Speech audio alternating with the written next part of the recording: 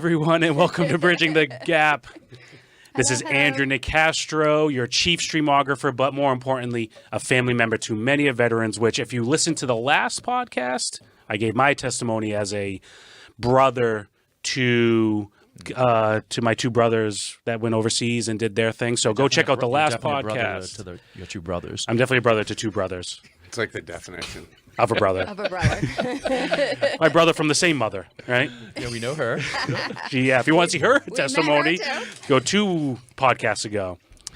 But just to quickly remind ourselves why we are here, from day one, it has been to quiet the stigma of the mental illness, PTS, and suicidal ideologies, and all of the other crap that vets have to deal with. Saying that's exactly what I wrote down, all of the other crap. Yeah. I'm going to do, Isaac, do you have the slide of resources, the crisis line and everything like that?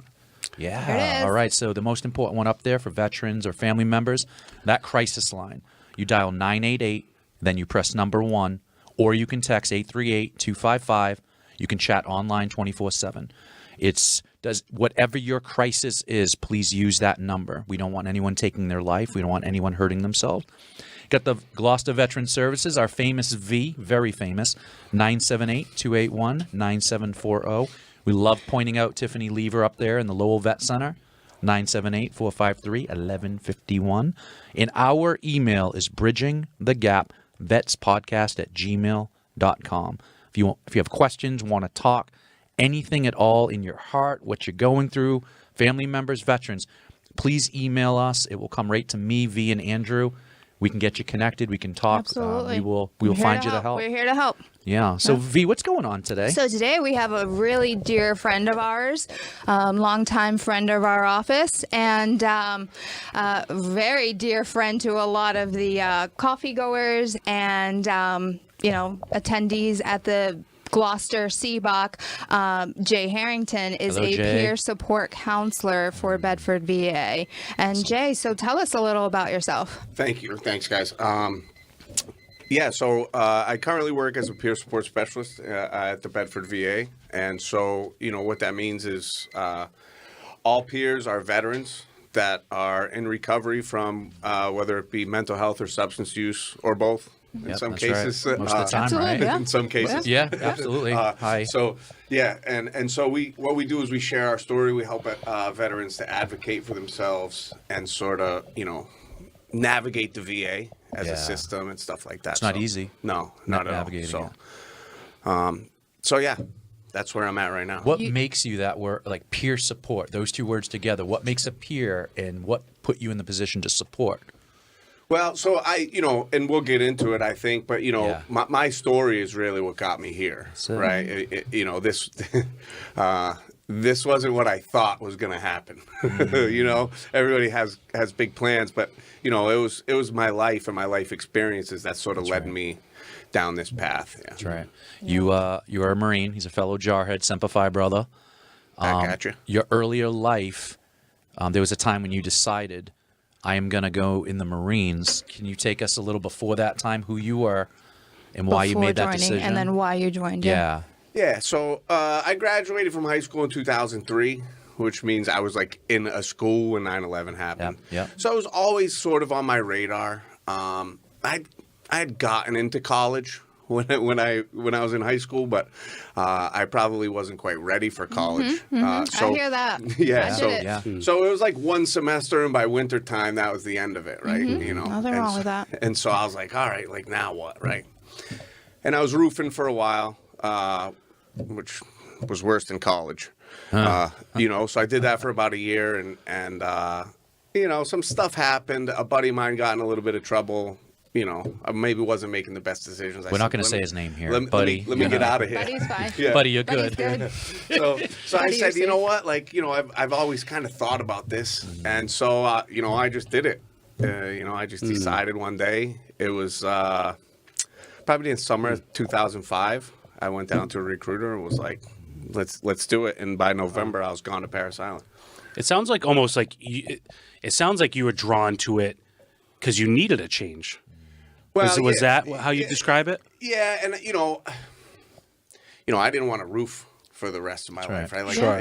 there were guys there that were like, dude, you're a young dude, just I don't think Do you want to something do this else. until you're my age. Like my back, That's my awesome they knees, did that. everything's jacked up. So, Yep. it's one of those things where, I did A need career to change, move. right? A career. It was a Yeah. career He move. just wanted a big drastic change. Yeah. Yeah. Yeah. Some sort of guidance, some sort of path. Yeah. Yeah. Yeah. It's this 9/11 keeps popping up for a lot of Every us time. on the Yeah. podcast. Where were you when it happened, and what were you thinking? So I was in high school, right? And so, what I remember from that day was busting into my history teacher's room and putting the TV on. And it was just on TV, Yeah. And we didn't really know, right? Like the last time something like that had happened was long before our Yeah. time, That's right. And so it was a real interesting time. Did you understand what was happening?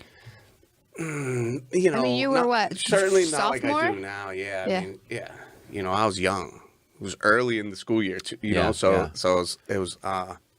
But I probably didn't understand like the geopolitical, ramifications Right. of something like Yeah. that, right? I had no idea that we'd have two wars in two different countries for And that over you would 20 be years. a part of it.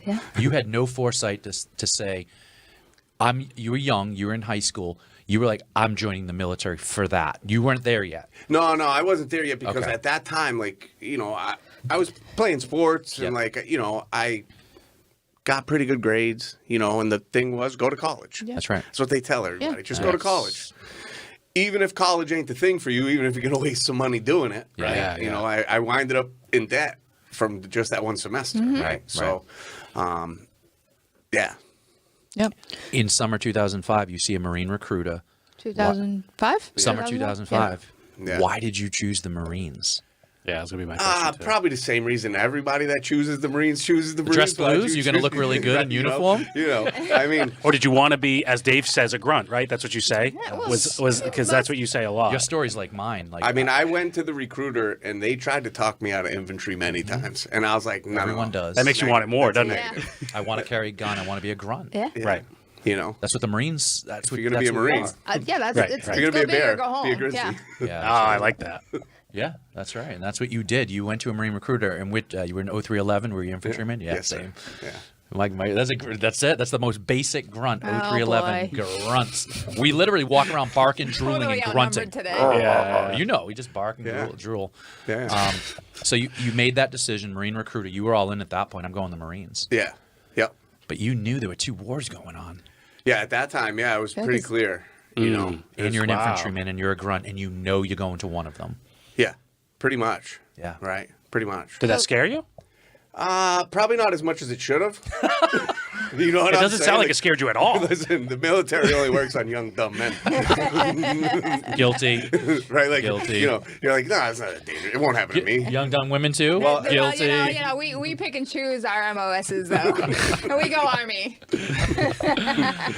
But it almost sounds like at least the vibe I'm getting is that you were ready, willing, and able, obviously, to go to war. Yeah, and that like I said, that was if I was going to go, then I wanted to go and fight, right? Wow. That was Yep.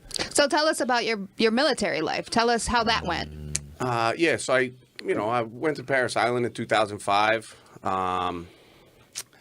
and it was pretty basic. Got pneumonia, regular old boot camp.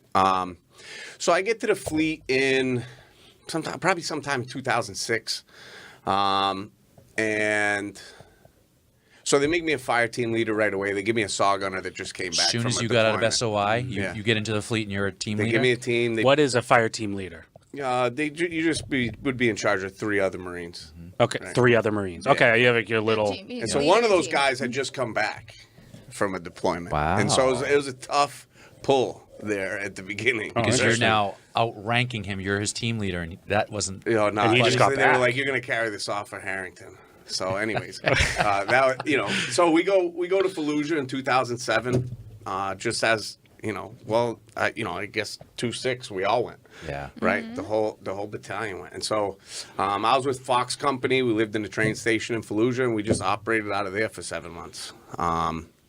So that was what it was. once we get into my second deployment, I'll compare it to the first Yeah. one. But yeah, we just did patrols and we did QRF and we did that kind of stuff, right? Yep. In Fallujah, you know. Yeah. Just to let the audience know, when the insurgency hit, so we took Iraq really easy, right? That was like a week. I don't even know the exact day, but after the war, after the invasion, it was taken easily. There was an insurgency that happened, the Holy War. Bin Laden and all these clerics and just hierarchy of Al Qaeda was calling it a holy war, and they were calling everyone, those with Islam and the deep roots of the Muslim people, to Iraq to fight a holy war. So the insurgency came full force, and Al Qaeda took a stronghold called Fallujah, and they embedded themselves in Fallujah. So in 2004. The Marines with other organizations, with the Marines were the backbone, that infantry and the Marines were backbone of what they did in Fallujah in 2004 with that invasion. Imagine going house to house. It was the first time since Way City, Vietnam, that they had to go house to house to remove, I don't want to call them terrorists. They were literally in their own homeland, right?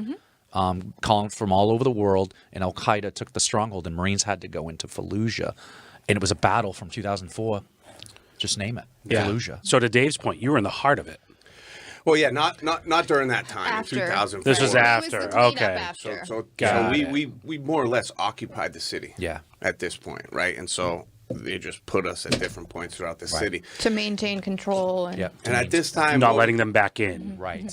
yeah, what we dealt with was sniper fire, vehicle IDs. The vehicle IDs were so bad that we said you can't drive inside the city. No vehicle traffic. Vehicle None. IDs. IEDs. IEDs. Yeah. IEDs. Improvised Okay. explosive devices, and they would pack the cars with the explosives, the bombs, the TNT, whatever they used, because once it went off, it was catastrophe on whoever was around it.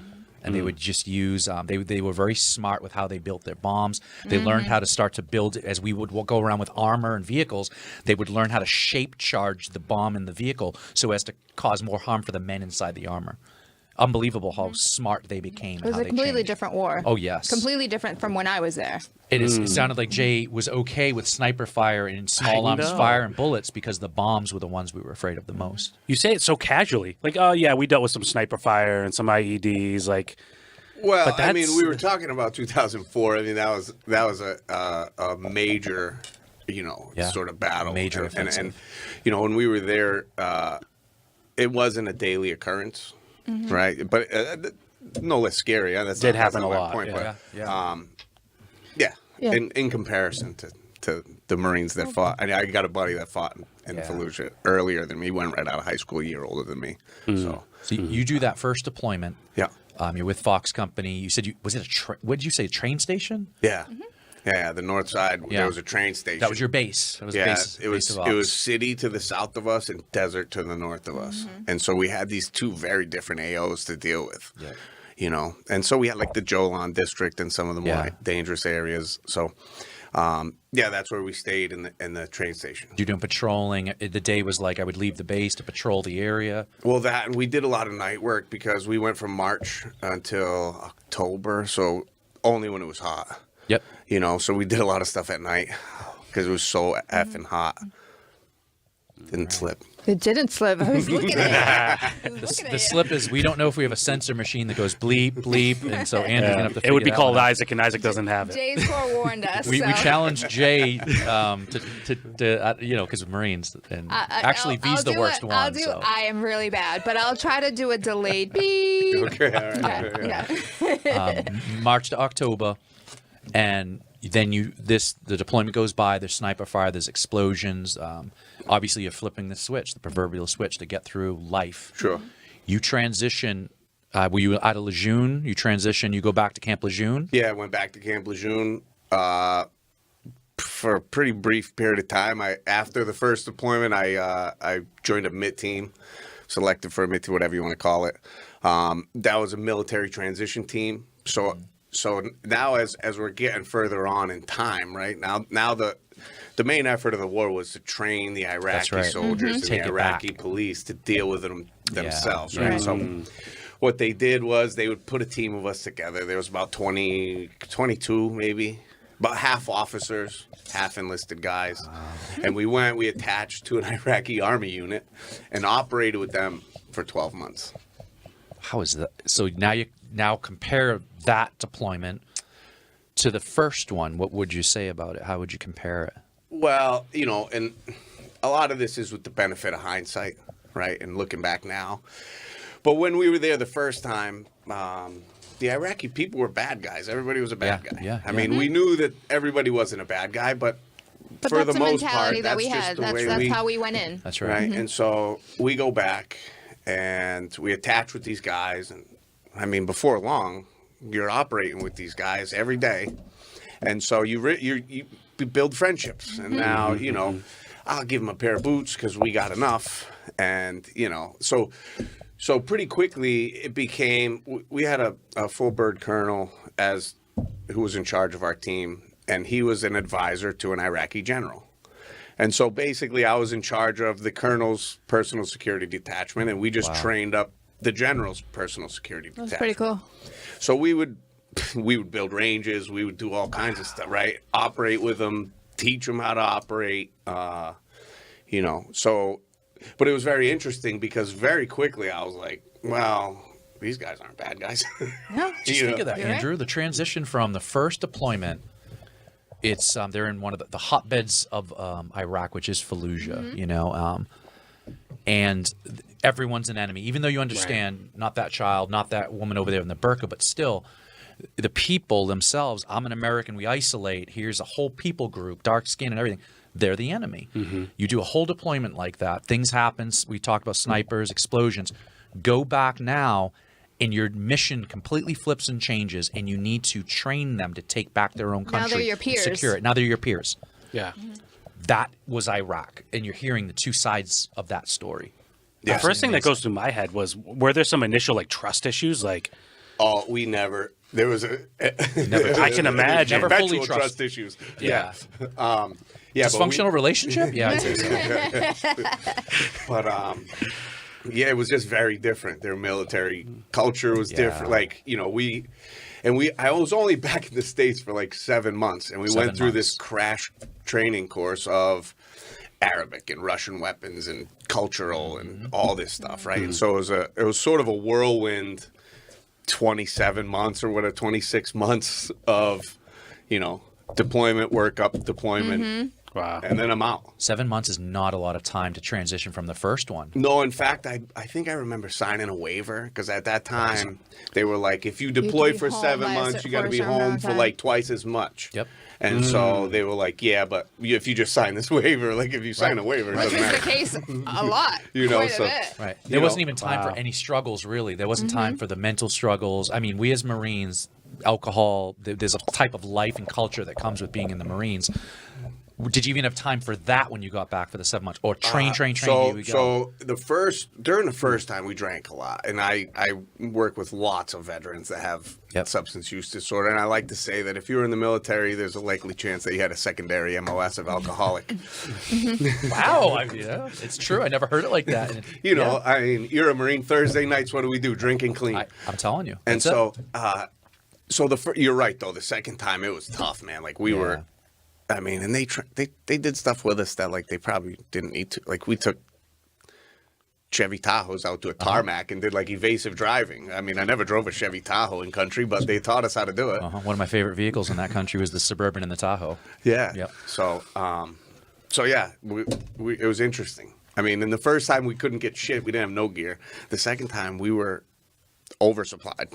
Wow. We had so much stuff. So, When you look at how tough the first deployment was when it comes to sniper explosions, bad traumas, how does that compare to the second one? Were you more protected because you were with Iraqis, or was it worse? so oddly enough, we were pretty safe with the Iraqis. We did do a lot of stuff on our own, right? But the only thing you were really allowed to do at that time was logistics runs. Yeah. And you couldn't operate in country at this Yep, time. the war had changed. It was outside of the rules of engagement to operate without Iraqi forces with you. Wow. Yeah. Right. And so one night we were all over. We started in Mosul, and then we were in Ramadi, and then we went to Basra. But while we were in Ramadi, British SAS calls us up one night and is like, let us borrow an Iraqi. And they come land 2 Lynx helicopters, take an Iraqi, put him on the helicopter. As a linguist, like what for? Because they needed an Iraqi, so it was Just to legal for operate. them to operate. Just to do the mission. Because they They had couldn't even somebody to operate. go get. Yeah. So they said, let us borrow one of your Completely guys. different way.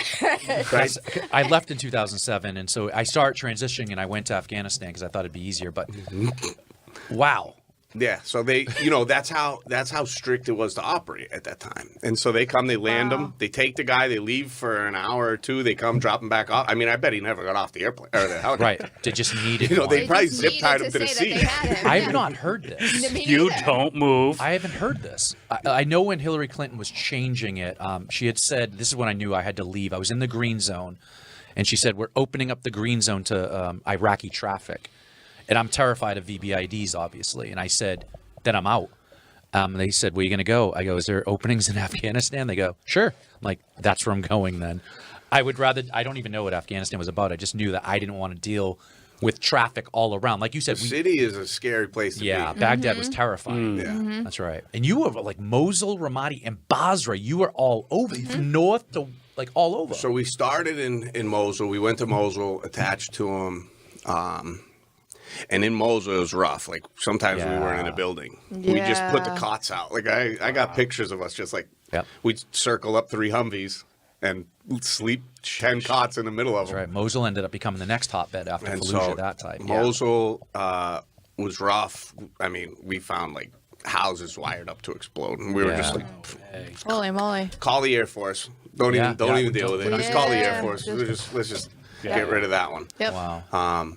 So yeah, I mean, the Iraqis got tore up a little bit with some IEDs up there, but that was Mosul. Right. We were up there for a while, and eventually we were with the first Iraqi Army division or whatever it was, and so they went everywhere.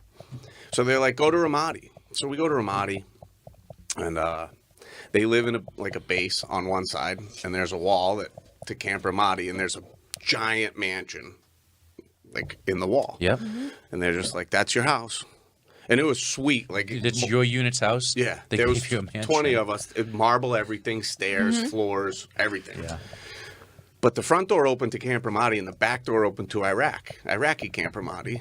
And there wasn't enough of us to watch the door, so we would just walk around with the pistols all the time. Like, I'm going to the shower.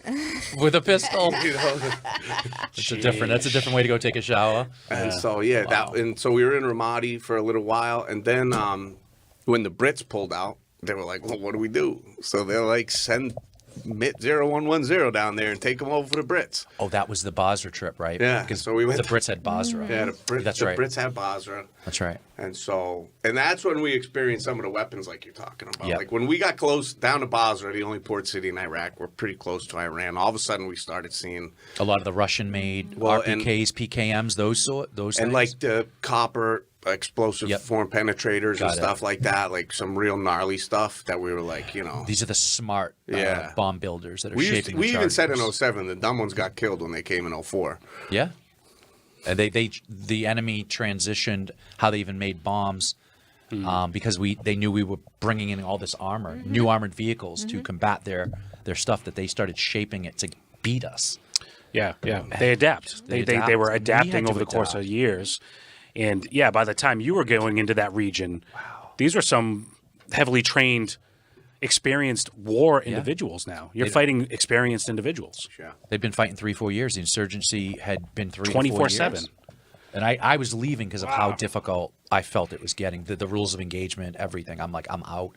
And we're going. We're going You're in. signing a waiver to go. Well, and part of it was like I knew a lot.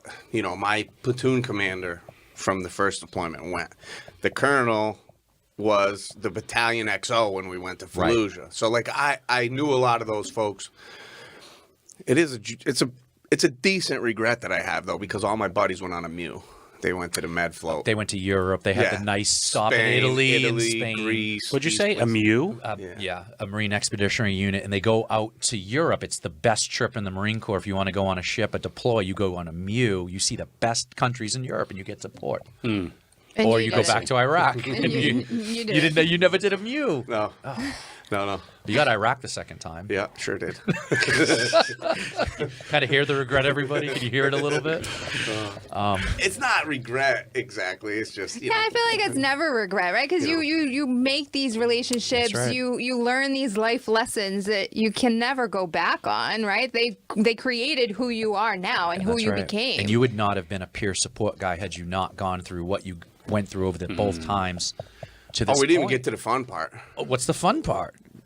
I mean, there's another half to go. Wait, let's go. So this is military life. You come back from your second deployment. Is that your end of time in service, or do you continue on with a little more? No, more or less, right? So I was on this team with a bunch of officers. They're like, dude, you need to go back to college. I don't care if you want to be a Marine. Go back to college and get some shiny stuff on your collar and just make more money doing it, you know? So they helped me get back into school. They were like, they helping me write essays to get me back into school and all this stuff. So I'm like, all right, I'll go back to school, no doubt. And I go home, I go on post-deployment leave, and I wreck a street bike pretty bad. And so this was like 10 days after I got home. Yep. And so when I say pretty bad, like needed surgery bad. Oh. So this is where I get like my introduction to opiates. Yep. That's right. I was legit banged up. And so It almost killed you. Yeah. It almost killed you. So I crashed the bike, I get surgery, and this is in like August. We come back in like the summer. My EAS is November. August 2009. You got back from the trip.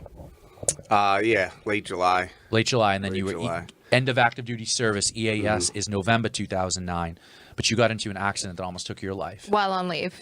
Yeah. On leave. Or in between, right? You get post deployment. Yeah. Yeah. And then that's when they introduced you to the pills to take away the pain. Yeah, I mean, so it was 2009, Yeah. right? And so everybody's seen or read about the opiate thing, but Yeah. I got surgery at home. They were like, just stay home, don't fly, don't drive, just stay home and get surgery at home. That's what the military Yeah. said. It's like you were a civilian. Right. Go home, be a civilian. Yeah, and so I do that, and then, the guy was, I affectionately call him my first drug dealer, because like this dude would do whatever I asked him. I got a prescription on Tuesday, call him again on Thursday. He's like, yeah, no doubt. Wow. So, and I was just in to put it like a fragile state of mind, Yeah. right? Yeah. And so, these opiates worked for the pain in my collarbone and, every place else, but it also, sort of numbed out a lot of the right. stuff that, Oh, you did. Yep, so, that's right. And you weren't processing anything because of the numbing and because of what was going on. yeah. Just putting so, everything behind the walls. Yeah. So I'm basically get hooked on them quick. Yep. Right? I get hooked on them real quick. But I still, I forced my way out of the military, basically. They're Okay. like, I'm like, listen, I'm going to school. I'm going home. I'm getting out. I got plans. So they were like, all right, go ahead. But I'm like hopelessly addicted to But these honorably pills. discharged, Yeah, yeah. you're good. But Yeah. you know you're addicted. Yeah. I mean, I still went to school just like I said I was going to. Yeah. But like you said, I was using drugs. I was overusing them, right? Because But you were now, functioning? like, oh yeah, You were functioning for the at- most part. Yeah. Yeah. He was You a know. functioning addict. He That's was, a, that's that's a right. thing. Sure that is. is that is Yeah. a real thing. Sure is. And so, this went on for a long time. It was a pretty How long? rough. We're in 2009. You become addicted. How long did it go? Till 2013, another enlistment. 4 years. What made you re-enlist then? No, it wasn't. I didn't. Yeah, the time right. The Yeah, addiction. yeah. I don't. You edited that Wait. part out? No. I didn't know that. Wait. He said another enlistment, so Oh, I another took that 4 as years. I took that as you signed up again. No, I'm just saying the addiction was 4 more Just years. as Right. long- Took just 4 years as away long from my as life. Yeah. Which was tougher, the enlistment with 2 trips to Iraq or the enlistment with addiction? Well, I know you guys talk to families and stuff. If my mother was here, she would probably say the latter. Okay. The addiction. Yeah. Yeah. Wow. But what would Yeah. you say?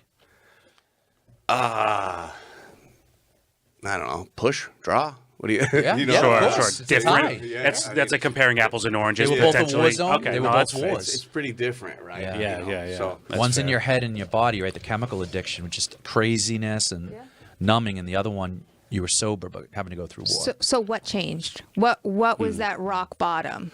oh, there was 5 or 6, right? So like my mom brought me to the VA pretty early on, and so I started by going through programs, Boston, Bedford, where else? Brockton. So all the VAs you know, in the These same. are all like of them. different detox touring around, programs. going to yeah. detox, going to programs, SUD programs, dual diagnosis programs. Went to them all, some of them twice, some of them 3 times, right? Like, so, it was a tough go. And, I'm a line stepper. I'm a habitual line stepper, right? Like, so I just kept, Yeah. so eventually the programs wouldn't take me anymore. So now I'm in homeless shelters, right? And I'm living in shelters, whether it's Veterans Inc. out in Worcester or the New England Center out in Veteran home. Boston, right? So bouncing between those. And so then eventually I start getting in legal trouble, right? Like I'm starting to get picked up for stuff and I'm starting to get in trouble. So, hell, I don't remember exactly, maybe 11. I get arrested. And I wind up getting sent up to the Worcester House on like pretrial. And my mom won't get me. Nobody will get me. You're stuck. I got money. Nobody will get me. So I'm like, man, like I'm in the Worcester House for like 8 weeks, and I'm like, phew. So when you ask about a rock bottom, That might was it. that's That was one. flirting with Yeah. it, right? Yeah. And so, I get out and I don't clean up right No, away. because you have 2 more years to go and your enlistment for drugs. Right, In and so 2011. And so I get arrested again. This time for possession, and this time I get picked up by like the drug unit in Worcester, the Vice team or whatever Yep. they call themselves. Yep. And I'm in my mother's car, and there's a Marines plate on the front. And one of the detectives pulls me aside, and he's like, "What are you doing with these guys? Like, I can see on your ID, like, what are you doing with these guys? Get to the VA and get some help." Because I was, again, with like a couple of career criminals. You know what I mean? Just like And you doing were what a I had to Marine. do. He was calling the Marine and you out. He's like, bro, what the fuck, right? Whoop, there it was.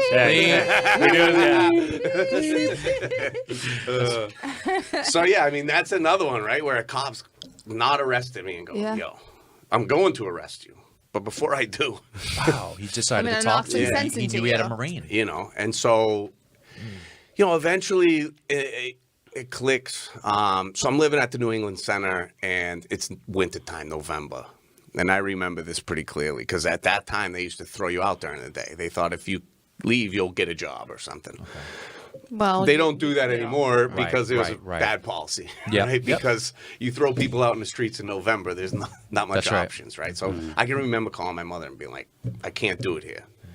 Like, I can't be outside in the cold all day, And so she finally, after like, 3 or 4 years, lets me move back home, all right? And so I move home, and I'm using medication to help, right? Suboxone or what have you. Okay. Yep. But I wasn't doing it right.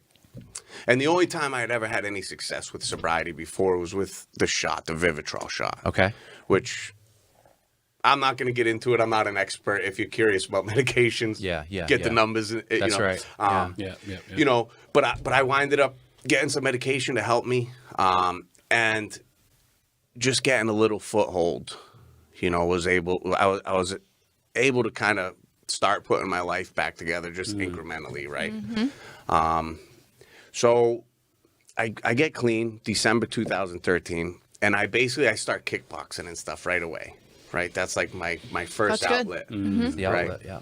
And so that was like my first like step back, right? And so I'm doing that pretty regularly. I'm starting to like feel a little better. I'm getting past that fog, right?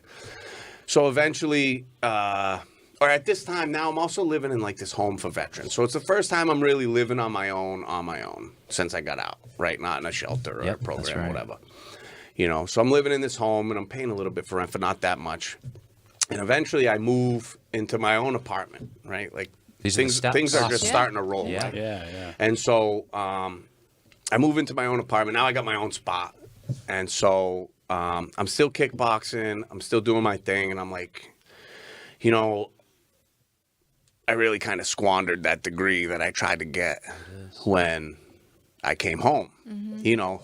And at that time I went for business. You know, I thought I was going to wear a suit, make a lot of money. I can't see you in a suit. And so you good can look. see me in a suit. It's just not for business purposes. And so this time, right, I go back. I decide I'm going to go back to school, but this time I'm going back for psychology, right? Good for you. Right, like I'm The degree we do. Right, That's what so- we do. That is what we do. We want to know why. Yeah. We want to know why. Fascinated by it. Fascinated. Right, I think Sponges that's- we are. That's it. That's so it. between the ages of 20 and 30, I was 4 people. And so I was fascinated by that. I'm like, how does this happen to somebody? Wow. You know, how do I go through these changes where I'm like this kind of dumb kid, 4 people. and then I'm like a really good Marine for 4 years, like really good. I'm really good at it. Probably should have just stayed in, but anyhow.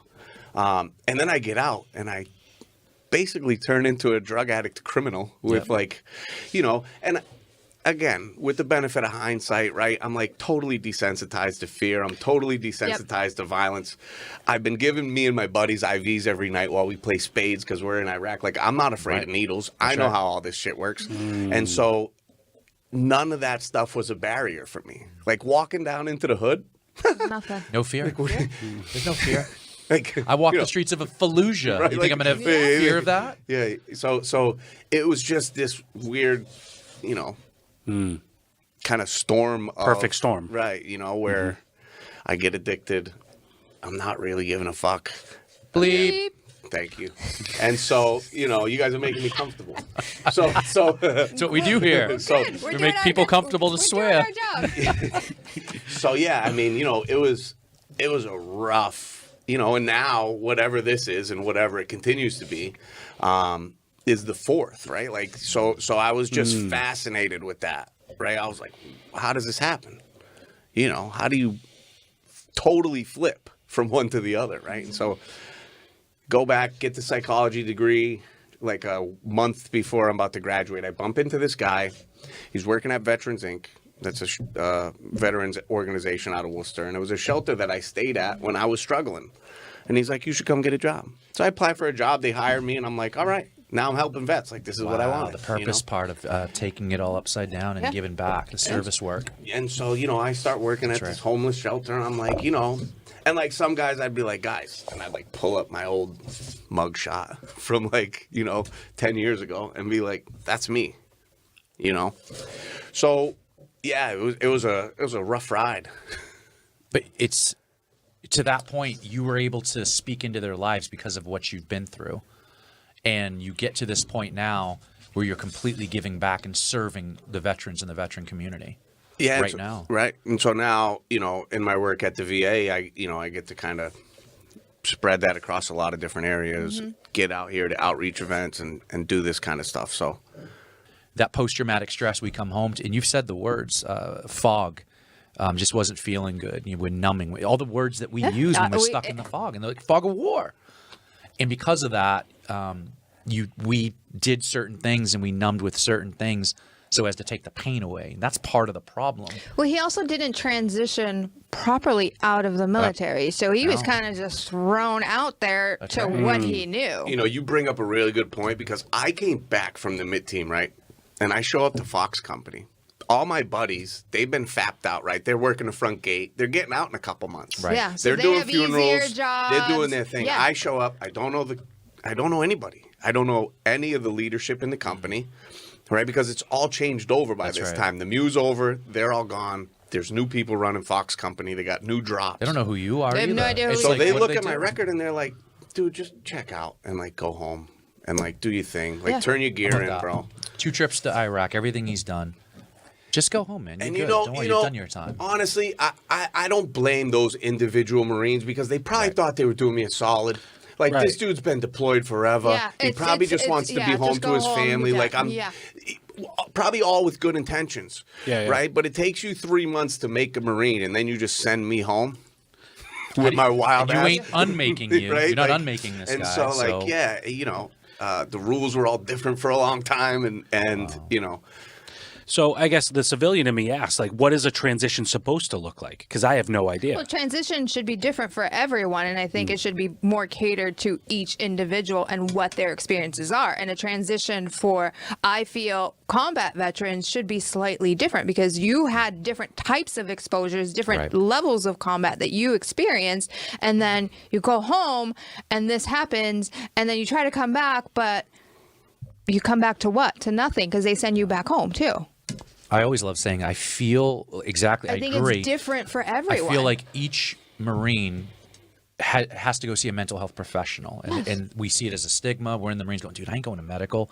You know, all this stigma with a Marine going to medical, a military person, you don't want to be seen as weak. I feel it should be mandatory they see a medical health professional for mental health. And to check in with them, ask the right questions. Look at his. Man, you just came back. Like, what did you do? Get him to say it out loud, like we're confessing now. I feel like that's the right process right, to break do it. down that initial barrier that Is it a we week? have. Is it 2 weeks? We don't know. We Right. want to allow the person the space to confess what's going on inside there. He was never provided that space. And look at the path. You know, another enlistment. Another enlistment. Another enlistment. I've never heard that's great.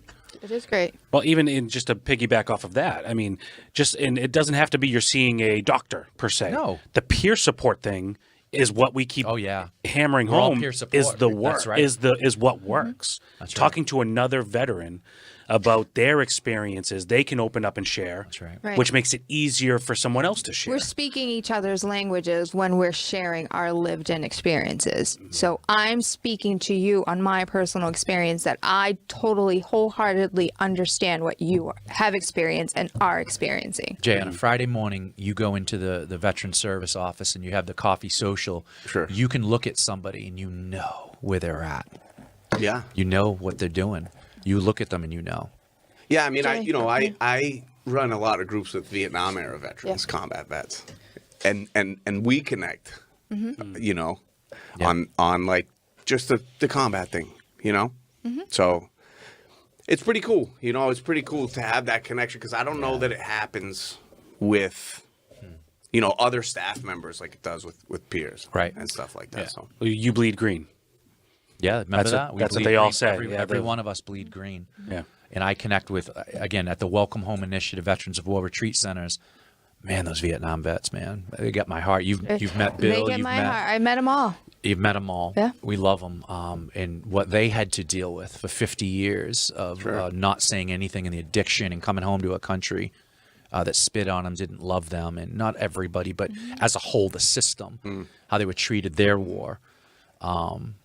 We have so much compassion, grace, and love for our Vietnam vets. All of them, but I'm telling you, that generation sucked up something that men and women are not meant to suck up in the military. well, and the one before that just sucked it up totally, and I don't know how that worked out either. I know. You know? I know. So if you were to give some like words of advice or just what would you say to a current veteran that may be struggling? Where's his camera? Is his here? His is there. You can look at veterans and talk to them, or you can look at any of us. Yeah, you can don't look have at to us the too. camera, But the question is, what would you say to a veteran that is currently struggling? You know, I would say get help. Get help. I don't care where. I don't care what you do, because it doesn't necessarily matter. Everybody's recovery looks different. Right? Everybody's recovery is individualized, and so you know, if you're struggling, though, my suggestion is get help and make a change. Genuinely get help. Yeah, But, I mean- you and I have had this conversation multiple times that there's some individuals out there who go out and say, yeah, I'm going to get help because they know that's what mom wants. That's what sister wants. That's what dad wants. That's what your family wants. And they get the help and then they come back and then they do it again. Well, I could tell you that doesn't work. Yeah. Because that's why I did it for 3.5 years until I was able to realize, like, maybe this isn't my fault, but it's definitely my problem. And the people who are suffering the most are like my mom and my family. Right. And like, this isn't a good enough excuse to be an asshole anymore. Yeah. Beep. Well, I wanted to let that I one wanted out. that one. That one It was actually fit way better than the rest of them too. It actually fit really good. And I think Jay's right. And what does it even mean, veterans, for you to get help? The resources at the beginning of this call that we said via the Veteran Service Officer, Jay, you can talk to him too. Peer support. Yeah. Like getting help means saying I need help, Just or mom and dad, I need yeah, help. Admitting to someone that you need help and connecting with someone that can connect you with the right resources. Come to our office. There I'll ain't no connect shame. you with Jay. If Jay doesn't, if Jay can't help you, Jay's going to give me a contact Yeah. that can help. It doesn't matter if it's drugs, suicidal ideology, abuse, whatever it is. You're hurting someone. You're hurting yourself, first of all. You're hurting someone else around you. Say, okay, I need help. And Jay, you gave us little incremental steps you took to how you got clean. Kickboxing was an outlet. You started to physically feel better in some ways, mentally, emotionally. The fog was starting to go away. You started to live on your own, got your own apartment. These little incremental steps put you to the place They're where all now he went advances. to college and got a degree and is helping vets. Well, yeah, I mean, now I'm happily married, love my wife. You know, There we it bought a is. house. That's right. You know, so like my life is now like, That's right. You're in a better place. you know, Wow, what a journey to this So, point. What a journey. yeah. Thank you so much for sharing. Thank Thank you for this journey. This Yeah, is awesome. this is an incredible Awesome journey. podcast. Yeah. Thanks, We got guys. really deep. This was amazing. And so we don't know what we're doing next month. We usually have an idea. And you know what? We kind of like to just free flow at this point, and we'll Roll with it. we'll see you next month. We love you. Thanks for listening, and connect with us. Please connect with us. Yep. And just remember how important your lives are to us. We love you. We don't want anyone taking their life. We want to take that number, whatever that number is. It used to be 22, 17. We want 0. And as you see on the screen, there is the list of resources. Family members take a picture. Veterans take a picture. There's a whole list up there that you can get help. Just say, I need help. Take that step. And there are people here who love you, who want to help. See everyone next month. Bye, everybody. Bye. All right. Thanks, guys.